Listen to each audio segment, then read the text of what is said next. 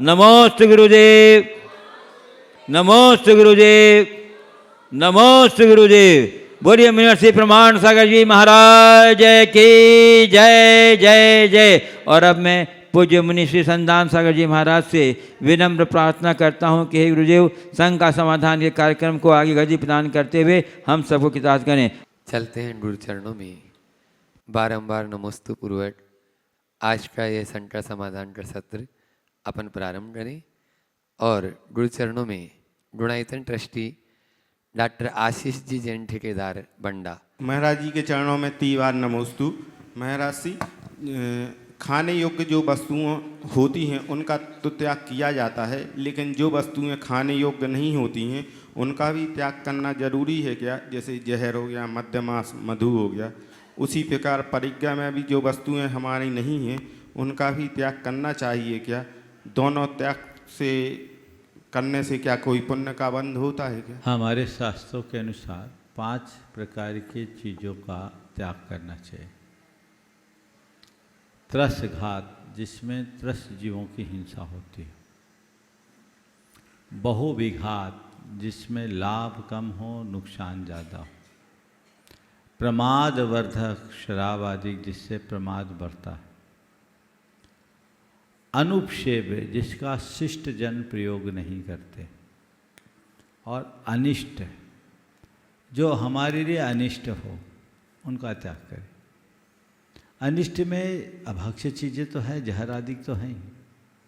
भक्ष्य वस्तु भी यदि आपके लिए अनिष्ट है तो वो त्याज्य है। जैसे किसी को कोई वस्तु विशेष से एलर्जी हो तो उसको उसका त्याग कराया जाता है ना, तो उसके लिए अनिष्ट है। तो अनिष्ट में वे सारी चीज़ें समाहित हो जाती है जो किसी भी प्रकार से हमें प्रभावित करती है, हमें उससे बचना चाहिए। ठीक है। इसी तरह न केवल खाने पीने में, 5 इंद्रियों के विषयों में ऐसा लगाना चाहिए। नमोस्तु। ओ, आपको भी पूछो। हाँ नमी। नमोस्तु महाराज श्री। महाराज जी, ये जिज्ञासा मेरी भाई की है। वो बहुत दिन से पूछना चाह रहा था, हमने कहा हम पूछ देंगे।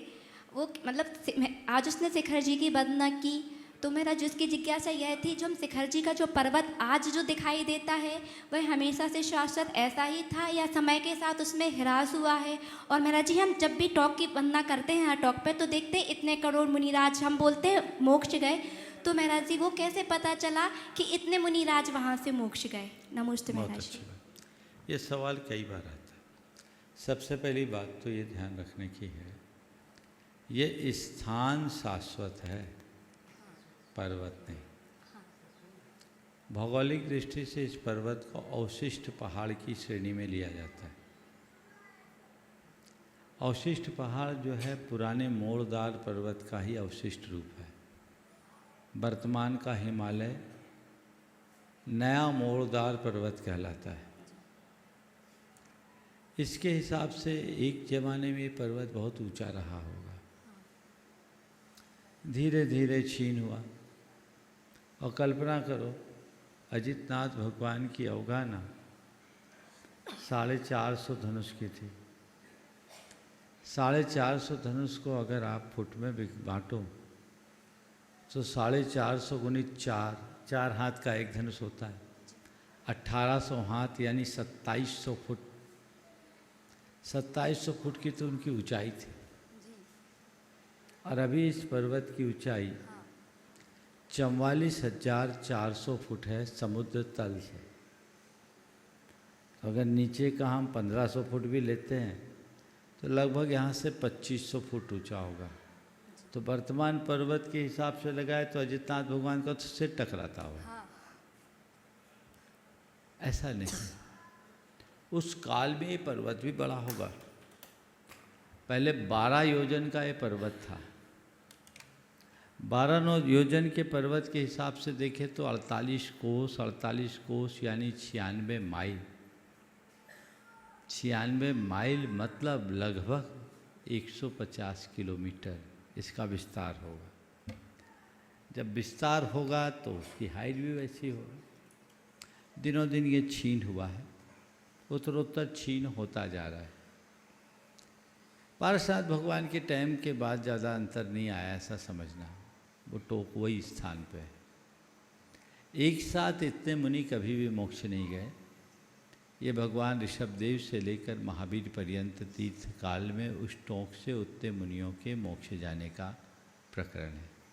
एक साथ कभी इतने मुनि मोक्ष नहीं जा सकते। इसको उसी संदर्भ में देखना और समझना चाहिए। श्री विद्यासागर सेवा दल प्रथम जैन शशांक जैन गंज वासोदा। महाराज श्री के चरणों में बारंबार नमोस्तु नमोस्तु नमोस्तु। भारत की भूमि पर 6ठी शताब्दी के समकालीन 2 ज्योतिर्पुंज का आविर्भाव हुआ था। मेरा प्रश्न यह है, महाराज श्री, इतिहास में कहीं पर भी भगवान महावीर और गौतम बुद्ध की परिचर्चा या संवाद का कोई वर्णन मिलता है क्या? साथ ही इनके आपस में एक दूसरे के प्रति क्या विचार थे? शंका का समाधान कीजिए महाराज देखिए, श्री। बुद्ध और महावीर के समकालीन होने का उल्लेख तो आता है, पर दोनों का कभी सम्मिलन हुआ ऐसा कोई प्रसंग देखने को नहीं आता। दोनों के दर्शन में जो एक समरूपता है वो यह है कि भगवान महावीर ने अहिंसा को प्रधानता दी, बुद्ध ने करुणा। बस बुद्ध शून्यवादी थे, क्षणिक एकांतवाद का प्रवर्तन करते थे, उनकी दार्शनिक मान्यता वही थी। वे आत्मा के अस्तित्व को स्वीकार नहीं करते थे। भगवान महावीर का जीवन दर्शन अनेकांतात्मक था। वे नित्य परिणामवाद को स्वीकार करते थे। ऐसा। नमोस्तु महाराज श्री। पुणे महाराष्ट्र से महाराज जी के चरणों में मेरा बारंबार नमोस्तु। महाराज जी, मैं पुणे से आई हूँ। मेरा एडमिशन BIT मेसरा में हुआ है, बीटेक में।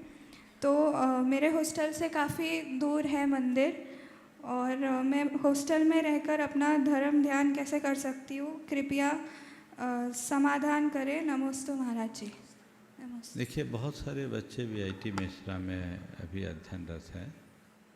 सभी बच्चों को मैं कहूँगा, रांची में वहाँ से करीब 16-17 किलोमीटर दूर मंदिर है। नियमित नहीं जा सकते तो कम से कम छुट्टी के दिन जरूर जाए। रांची जैन समाज में वहाँ एक भोजनशाला भी चलती है, और ऐसी व्यवस्था बन जाए कि 10 लक्षण आने वाला है, आप लोगों को कम से कम 10 दिन शुद्ध भोजन मिल जाए। मैं रांची वालों से भी कहूँगा कि ये व्यवस्था इस बार कर दे तो इन बच्चों का बड़ा उद्धार होगा, इनको लाभ मिलेगा। इस तरफ से उनकी दृष्टि होनी चाहिए। अपने खान पान पर संयम रखें। जितने बच्चे वहाँ पढ़ रहे हैं, जितने भी अभिभावक मेरी बात को सुन रहे हैं, वे अपने बच्चों तक ये बात पहुँचाएं। यदि वहाँ इकट्ठे हो जाए, चूँकि हमने सुना है वहाँ के मैस में सप्ताह में 2 दिन नॉन वेज भी सुलभ होता है।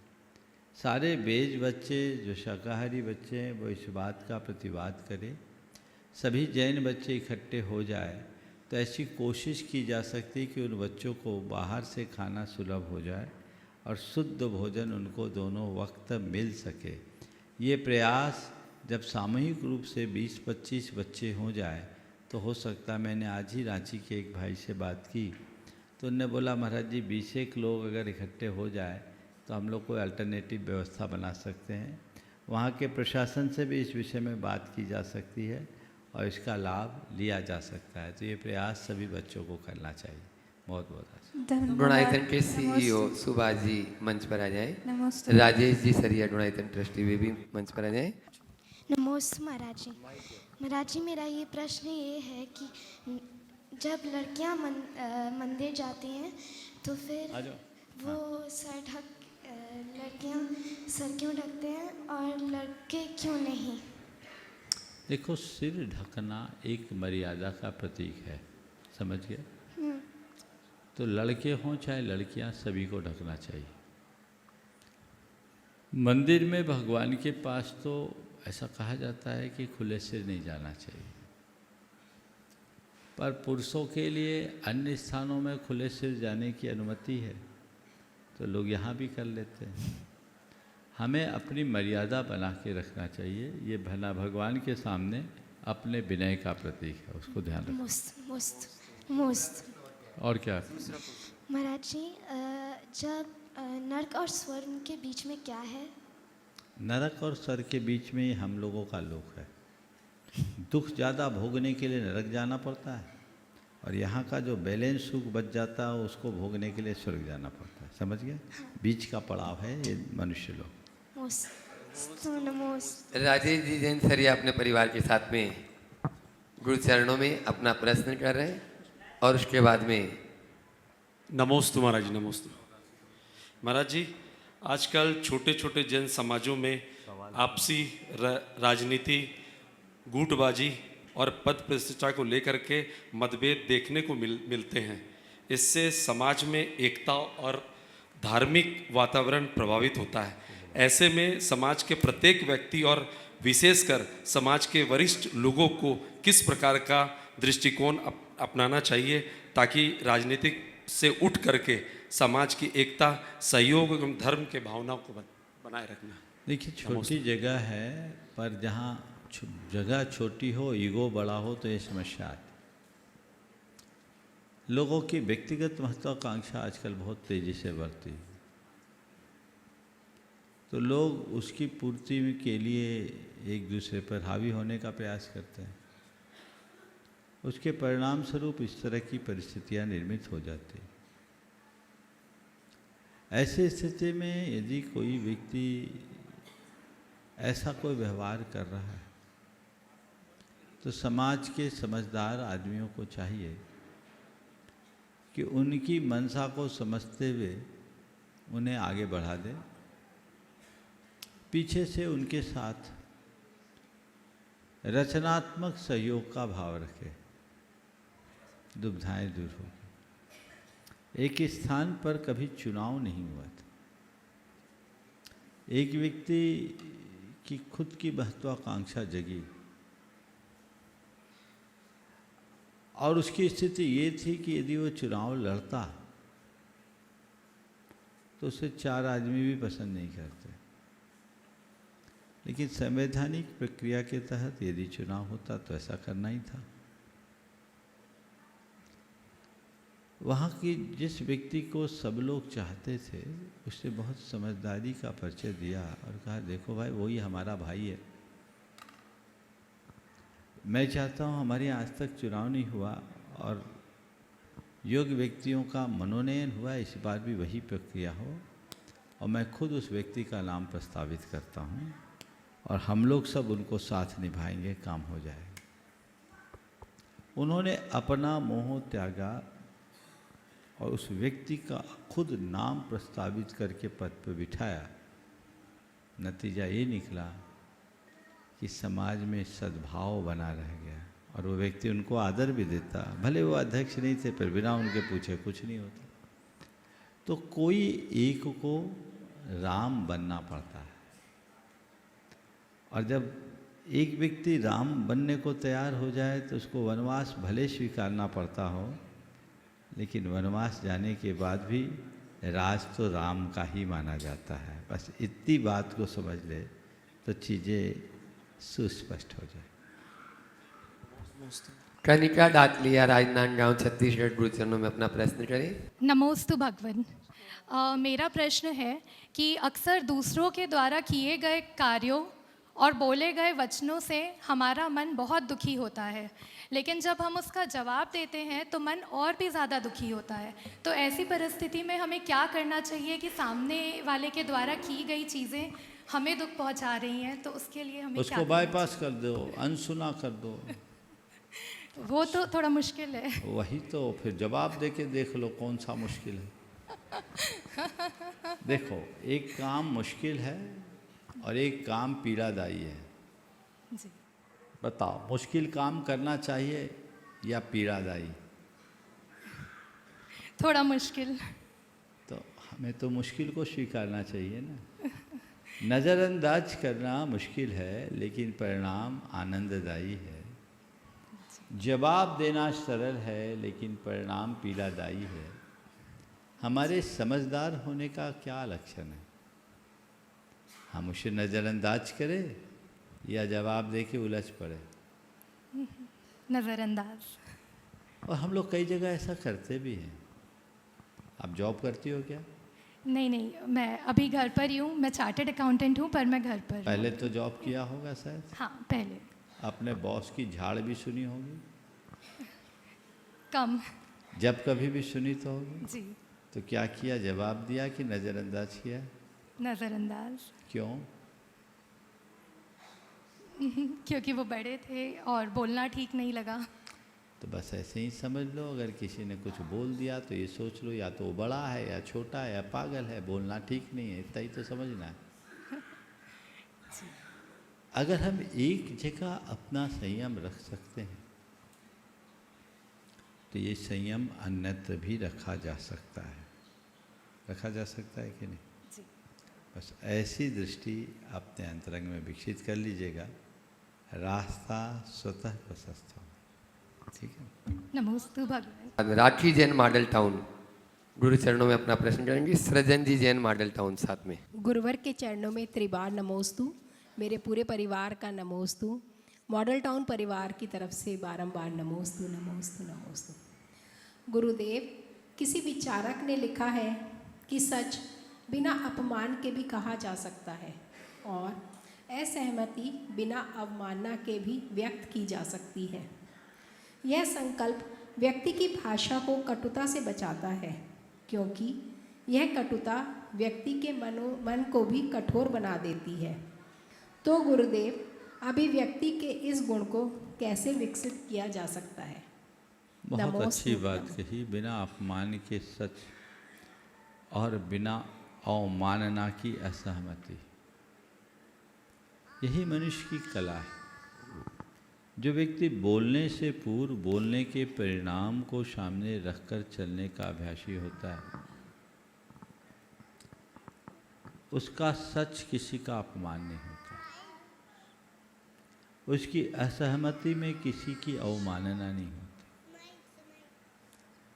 हमें अपने अहंकार को गौण करके अपनी बात रखने की कला सीखनी चाहिए। बोलते समय आवेश पर नियंत्रण रखना चाहिए। अहंकार और आवेश पर नियंत्रण रखते ही हमारी जो प्रतिक्रियाएं हैं वो सौम्य हो जाती है। उसमें सरसता और सहजता आती, समरसता आती। हम क्या बोल रहे हैं, बोलने से पूर्व उसका क्या परिणाम होगा, यदि इस पर गंभीरता से विचार करने लगे तो चीज़ें बदल सकती। नमोस्तु महाराज जी। एक बच्चा, हाँ, मेरा सवाल है महाराज जी, एक 4 साल के बच्चे को मोक्ष का कॉन्सेप्ट कैसे समझाया जाए? अभी हाल ही की बात है महाराज जी, 2 दिन पहले हमने इसे समझाया। पार्श्वनाथ भगवान का मोक्ष कल्याणक था, तो ये कहता है मम्मी जब मोक्ष हो गया तो हमारे मंदिर में कैसे हैं भगवान जी? जब वो ऊपर गए हैं तो यहाँ कैसे हैं, और अगर यहाँ हैं तो ऊपर नहीं गए हैं, तो ये कैसे समझाएं 4 साल के बच्चे को? बहुत अच्छा सवाल है और बच्चों का बहुत अच्छा तर्क है। बच्चों को भी मोक्ष की अवधारणा 4 साल तो बहुत दूर की बात है, पेट से ही सिखाई जा सकती है। आचार्य कुंद को उनकी माता ने पेट में ही एक लोरी सुनाई थी, शुद्धोसी बुद्धोसी निरंजनोसी संसार माया विनर्गतोसी, ऐसा कहा जाता है। तो बच्चों को, हम लोगों को तो बचपन से पढ़ाया जाता है राजा राणा छत्रपति, आपने अपने बच्चे को सिखा दिया होगा। तो बच्चों को बताइए कि मैं कौन हूँ, मैं एक आत्मा हूँ, ये मेरा ऊपर का शरीर है, ये जन्म मरण शरीर का होता है। आत्मा का न जन्म होता है न मरण होता है। जब तक हमारा जन्म मरण है, संसार का दुख हम भोगते हैं, और जब हम जन्म मरण से मुक्त हो जाते हैं, हमारे सारे दुख दूर हो जाते हैं।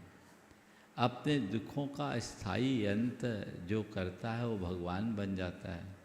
हमें भगवान बनना है और भगवान बनने का नाम ही मोक्ष है। ये बच्चों को समझाओ। ऊपर चले गए, नीचे चले गए, ये सब कहना नहीं है। भगवान बन गए। अब फिर मंदिर में कौन विराजमान है? मंदिर में भगवान की मूर्ति विराजमान है। उस मूर्ति में हमने मंत्रों से भगवान को प्रतिष्ठित कर लिया है। उनको समझाओ, जैसे अपनी फ़ोटो होती है तो फ़ोटो में हमें अपनापन लगता है कि नहीं लगता? उसको दिखाओ, बोले ये किसकी फ़ोटो है? तुम्हारे दादाजी की फ़ोटो है ना? दादाजी सामने खड़े हैं कि नहीं है? नहीं है, फिर भी फ़ोटो में दिखते हैं ना। तो जैसे दादाजी की फ़ोटो में हम दादाजी को देख लेते हैं, वैसे ही भगवान की मूर्ति में भी हम भगवान को देख सकते हैं। ये बात बच्चे को समझा दो। बच्चों की भाषा में, बच्चों के हृदय में बात को बिठाना सीखिए। न तो उनका मुंह बंद कीजिए, न अन्यथा कुछ बात बताइए। बहुत तार्किक और मनोवैज्ञानिक तरीके से अपनी बात उनके जेहन में बिठा दीजिए, तो फिर बच्चे बड़े होकर कभी नहीं भूलेंगे। उन्हें पता लग जाएगा कि मैं कौन हूँ, मेरा क्या है। मैं एक दिन बहुत आश्चर्यचकित रह गया जब एक दिन मेरे पास एक 8 साल का बच्चा आया और उस बच्चे ने कहा, बच्चा था और उसको किसी दूसरे बच्चे ने छू लिया। वो 16 के कपड़े में था, उसको छू लिया और छूते ही कहा मैंने तुम्हें छू लिया। उसने कहा तुम मुझे छू कहाँ सकते हो, मेरी आत्मा तो आस्पर्श है। छोटा सा बच्चा था, तुम मुझे कहाँ छू सकते हो, मेरी आत्मा तो आस्पर्श है। ये सुनते ही मैं आश्चर्यचकित रह गया। मैंने पूछा ये तुम्हें किसने सिखाया?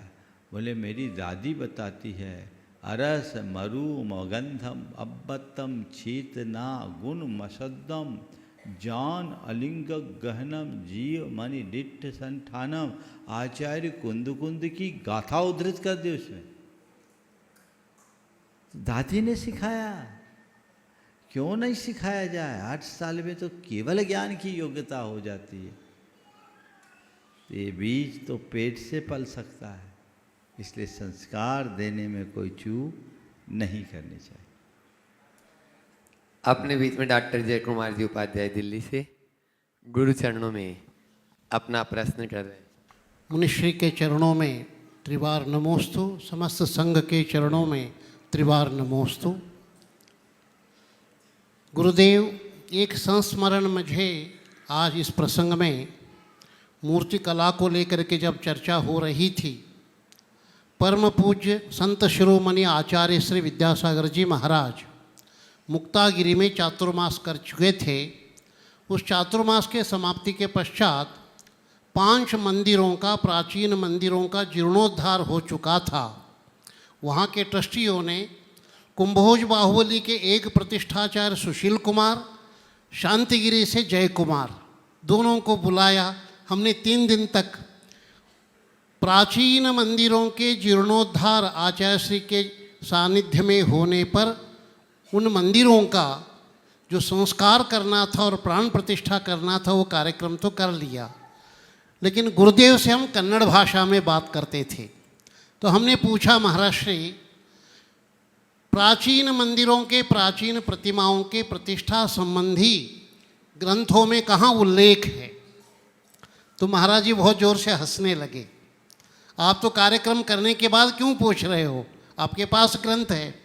तो मैं पुनः, महाराज श्री, आपने इतने विशाल गुणायतन जन मंदिर और एक सांस्कृतिक धरोहर को यहाँ पर प्रतिष्ठापित किए हैं, तो हम सबको ये शिक्षा चाहिए, उत्तर भारत में और इस प्रदेश में सम्य शिखर जी के परिसर में जीर्णोद्धार की व्यवस्था को जानकार रखने वाले आप ही मुनिश्री हैं, तो हमें जीर्णोद्धार के पक्ष में कुछ जानकारी प्राप्त करा दें।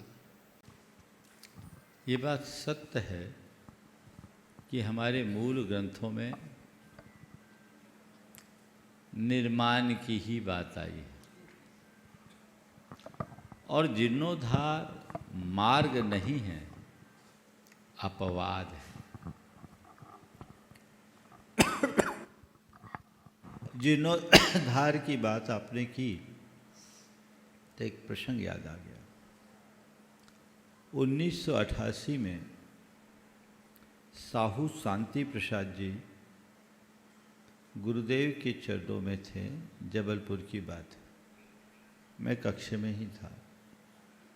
उन्होंने गुरुदेव से कहा, गुरुदेव आजकल नया निर्माण बहुत हो रहा है, जबकि पुराने का जीर्णोद्धार ज़्यादा अपेक्षित है। अपने को पुराने के जीर्णोद्धार पर बल देना चाहिए। गुरुदेव ने कहा, हाँ देना चाहिए। साहू जी ने कहा कि गुरुदेव पुराने के जीर्णोद्धार में तो पुण्य भी अधिक है। गुरुदेव ने कहा, हाँ पुण्य अधिक है। साहू जी ने कहा, गुरुदेव आपके नाम की एक विज्ञप्ति जारी करा दूं कि नए के निर्माण की अपेक्षा पुराने का जीर्णोद्धार करें, उसमें पुण्य अधिक है। गुरुदेव ने कहा, साहू जी करा दो, लेकिन मेरे एक सवाल का उत्तर दो। बोले क्या? बोले ये बताओ, आपके कपड़े फट जाएंगे तो रफू करवा कर कितने दिन तक पहनोगे? कपड़े फट जाएं तो रफू करवा कर कितने दिन तक पहनोगे? बोले महाराज जी समझ गया। गुरुजी ने कहा, पुराने का जीर्णोद्धार कराओ, लेकिन ये बात ध्यान में रखो कि कोरे जीर्णोद्धार से अपनी संस्कृति को आगे नहीं बढ़ा पाओगे। कुछ ऐसा भी निर्माण करा जाओ जिसका आने वाली पीढ़ी जीर्णोद्धार कर सके। तो ये तो रफू करने की बात है। इसलिए आप भी इस बात को अच्छे से जानते हैं, और मैं समझ रहा हूँ ये सवाल आपने यहाँ क्यों पूछा है। इसलिए मैं इसका ज़्यादा उत्तर नहीं देना चाहूँगा।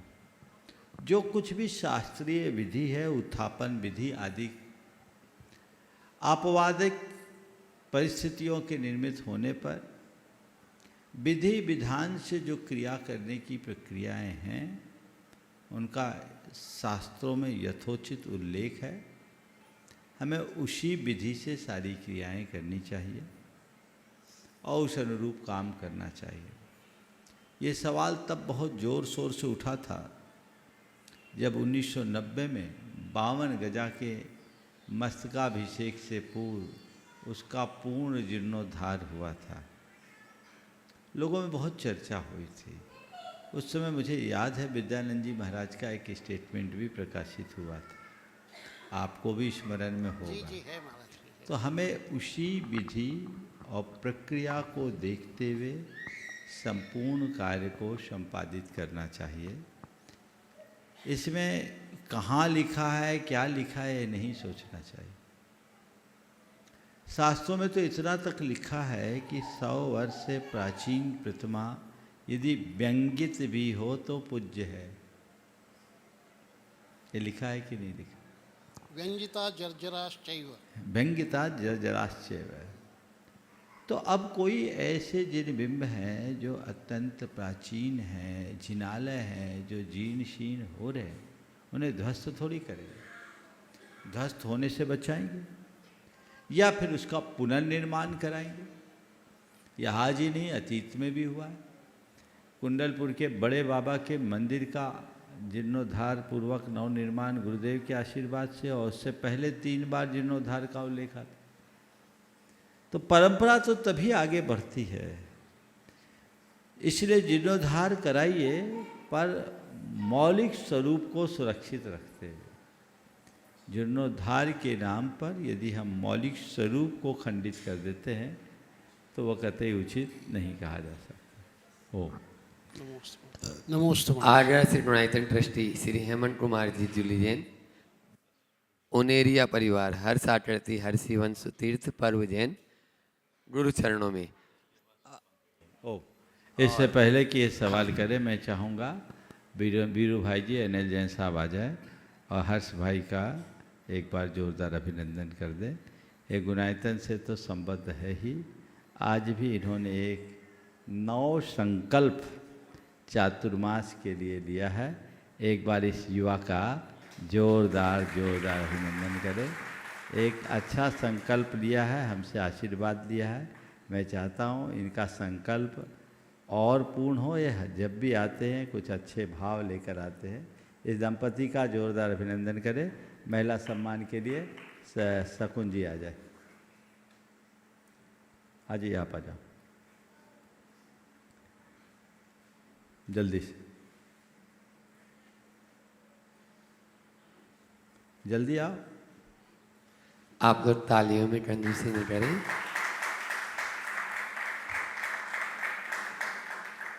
अनुमोदना का भी आप लोग लाभ ले सकते हैं। हर्ष जी अपना प्रश्न। नहीं, सवाल नहीं है, चलिए। श्रावस्ती, उत्तर प्रदेश। मंच पे जितने भी मुनिराज हैं उनको मेरा बारंबार नमोस्तु। मेरा ये प्रश्न है कि हम अपने भविष्य को शांति में, सुख में कैसे बनाएं? और वो भी जब तुम्हारे जैसे उम्र वाले जो आजकल बहुत बदनाम हो गए है ना, तुम लोग साथ जो टाइटल जुड़ गया है, सुखमय शांतिमय जीवन कैसे बनाएं। देखो, अपने जीवन को सुखमय शांतिमय बनाए रखना चाहते 4 बातें अपनाना। पहली बात, आध्यात्मिक दृष्टि रखो। दूसरी बात, अपने जीवन में संतोष जगाओ। तीसरी बात, संयमी प्रवृत्ति अपनाओ। और चौथी बात, सोच को सकारात्मक बना करके चलो। यदि ये चारों बातें जीवन में आ गई तो तुम्हारे जीवन में परम सुख और शांति की अनुभूति होगी। मनुष्य के मन में बढ़ती हुई भोगवादी मनोवृत्ति, असंयम और असंतोष का भाव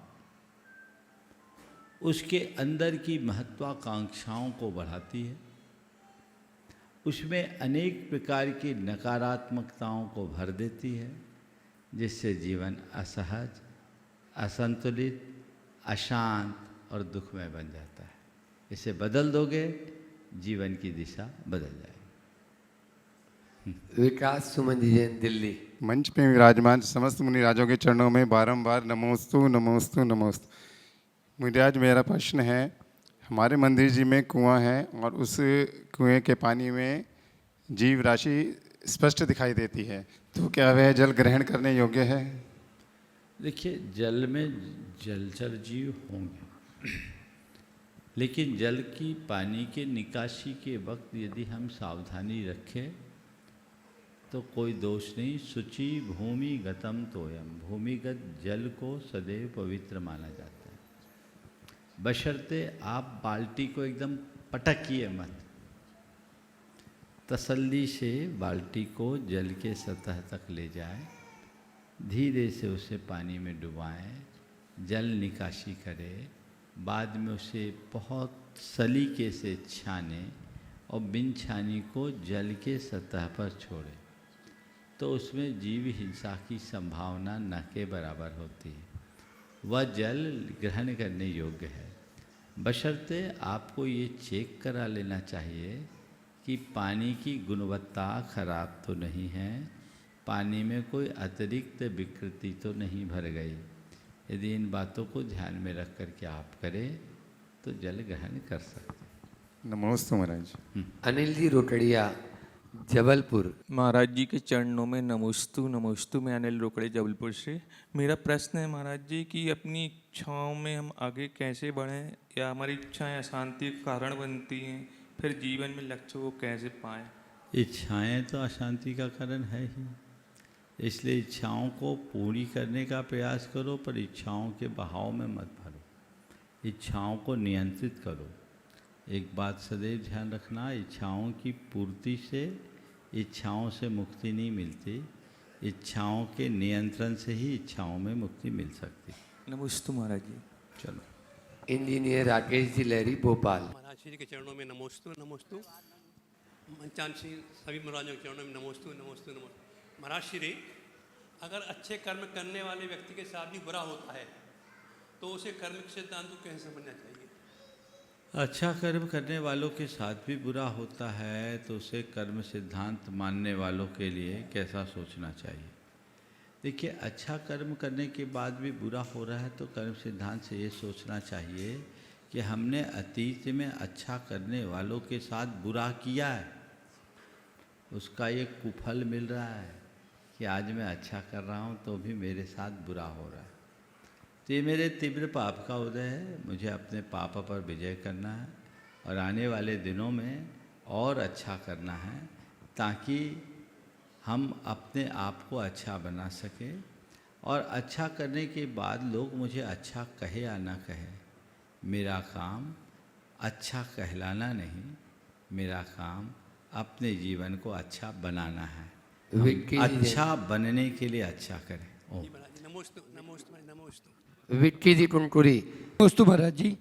महाराज जी, यह संदेश हाईटेक सिटी जैन समाज हैदराबाद, अखिल भारतवर्षीय जैन महिला परिषद तेलंगाना और श्री रमेश जी काला गुणमाला जी काला हैदराबाद की ओर से है। दक्षिण भारत का पहला जैन अहिंसा स्तंभ हैदराबाद के प्रमुख चौराहे में तेलंगाना सरकार से प्राप्त भूमि पर बनाया जा रहा है। उक्त भूमि के 22 फीट ऊंचा अहिंसा स्तंभ निर्मित हो रहा है। पूरा जैन समाज वहाँ का आपसे आशीर्वाद की अपेक्षा है। बहुत प्रसन्नता का विषय है कि तेलंगाना जैसे राज्य में सरकार की अनुशंसा और अनुमोदना से भगवान महावीर का अहिंसा स्तंभ स्थापित हो रहा है। ये बहुत ही प्रशंसनीय और अनुकरणीय कदम है। पूरे जैन समाज को इसके लिए उन्हें साधुवाद देना चाहिए। मैं इस कार्य में जो भी लगनशील लोग हैं उन सभी को आशीर्वाद देता हूँ। जिनके प्रयासों से ये कार्य संपादित हो रहा है उनको भी बहुत आशीर्वाद देता हूँ। आपका ये कार्य अति उत्तम हो। मुझे उम्मीद है कि जो स्तंभ आप बना रहे हैं उसमें जैन धर्म और संस्कृति का पूर्णतः अंकन होगा और उससे जैन संस्कृति का विकास होगा। आने वाले समय में पीढ़ियाँ जैन धर्म का बोध प्राप्त कर सकेगी। जैन धर्म की प्रभावना की दृष्टि से उचित कदम है। बहुत बहुत आशीर्वाद। नमोस्तु। सुभाष जैन CEO। परम श्रद्धेय गुरुदेव के चरणों में शत नमन। मंच पर विराजमान सभी मुनि महाराज को चरणों में सादर नमोस्तु। गुरुदेव, अभी आज एक बड़ा दुखद समाचार मिला। अभी गत 20 अगस्त को सप्तम प्रतिमाधारी प्रसिद्ध समाज सेवी श्री अजित प्रसाद जी जैन सब्जी मंडी दिल्ली, पुरानी सब्जी मंडी दिल्ली से उनका देवलोक गमन हो गया। गुरुदेव, आपका आशीर्वचन उनके परिवार को मिले तो उनको बड़ा संबल मिलेगा। नमस्ते। देखिए, अजित प्रसाद जी की बात आपने की। अजित प्रसाद जी को मैं जब ब्रह्मचारी था तब से जानता। परम पूज्य गुरुदेव के अनन्य भक्त, पुरानी सब्जी मंडी वालों के नाम से जाने जाते, बड़े ही शांत और संयत प्रकृति के धनी उदार मना व्यक्ति। गुरु चरणों में उनका अद्भुत समर्पण था, पूरे परिवार का बड़ा समर्पण। उन्होंने व्रती जीवन जिया, समाधि मरण पूर्वक शरीर छोड़ा, समाधि हुई न? ये बहुत प्रशंसनीय बात है। उनने गुरु सेवा का फल प्राप्त कर लिया। उनकी गुरु भक्ति का अंदाज केवल इससे लगा सकते हैं। गुरुदेव ने जब 1991 में प्रशासनिक प्रशिक्षण संस्थान की स्थापना की बात जबलपुर में की, बात आई कि कोचिंग दिल्ली में होना चाहिए। तो दिल्ली में लोग कहाँ रहेंगे, बच्चे कहाँ रहेंगे? मैंने कहा गुरुदेव मेरा घर है। और उनने अपने घर में अनेक बच्चों को रखा। उनमें आज राहुल जैन IAS जैसे लोग, वैभव जैसे लोग, उस समय जीटो वीटो कुछ नहीं था, इनके घर में रहते थे। और इन्हें लड़कों और लड़कियों को खुद एक अभिभावक की तरह रख कर के काम किया और आगे बढ़ाया है। आज भी सब लोग उनको अपना पिता तुल्य मानते थे। व्रती जीवन के साथ उनने जो उदाहरण प्रस्तुत किया वो बहुत उत्कृष्ट है, प्रशंसनीय है। मैं ऐसे घड़ी में उनके पूरे परिवार को, खासकर उनके बच्चों को, भाई दीपक और नाम भूल रहा हूँ, सभी बच्चों को, हाँ सभी को मैं आशीर्वाद देता हूँ कि वे धैर्य रखें। विपत्ति की घड़ी में धैर्य ही एक आलंबन है। पिताजी ने अपने जीवन के योग्य कार्य कर लिया, अब उनके आदर्श बच्चे हैं।